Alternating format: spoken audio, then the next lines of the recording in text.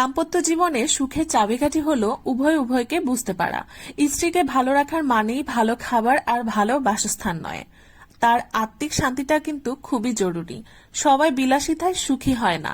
একজন স্বামী মানে যার হাত ধরে তার স্ত্রী সব ছেড়ে আজীবন কাটিয়ে দিবে, যার ফলে তার সর্বগুণ থাকা প্রয়োজন। অথচ সমাজ স্ত্রীর পেছনে লেগে থাকে তাকে জাজ করতে। আপনি জানেন না আপনার স্ত্রী সকল ত্যাগের গল্প। আপনার চোখে সে সর্বসুখী, এরকম হলে সমস্যা আপনার চোখেরও সাথে অন্তরেরও। আপনি আসলে তাকে উপলব্ধি করতে পারেন না। একটা স্বামী শুধু জীবন সঙ্গীই নয়, বরং বাবা মায়ের স্নেহেরও অংশীদার, স্ত্রীর উত্তম বন্ধু। অথচ আপনার মধ্যে ইগো কাজ করে। স্ত্রীর উপদেশ যদি শুনতে শরীর জ্বলে, তাহলে বুঝে নিন শয়তান আপনাকে অহংকারে কাবু করে ফেলেছে। স্ত্রীর প্রতি যেমন স্বামীর কর্তৃত্ব রয়েছে, তদ্রূপ স্বামীর প্রতিও স্ত্রীর পূর্ণ হক রয়েছে।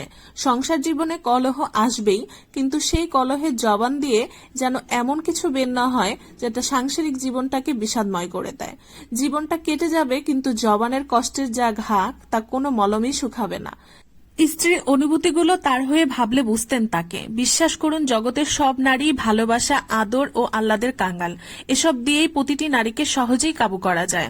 আপনি একটু ভাবুন, স্ত্রীর পরিবার থেকে কেউ আপনার বিরুদ্ধে কিছু বললে আপনি মারাত্মক চটে যাবেন, হয়তো কোনোদিন শ্বশুরবাড়ি পাড়াও রাখবেন না।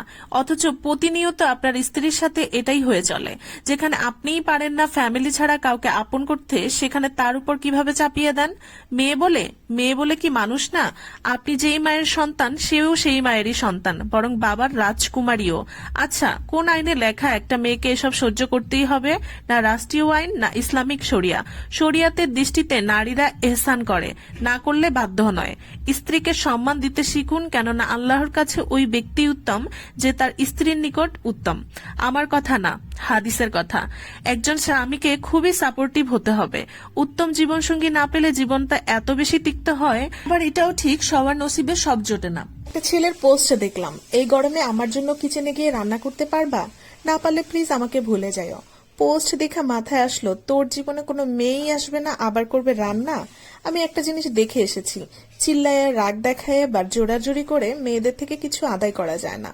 মেয়েদের থেকে কিছু আদায় করার সবচেয়ে ভালো ওয়ে হলো তাকে ভালোবাসা, তাকে সম্মান করা, তাকে প্রায়োরিটি দেওয়া।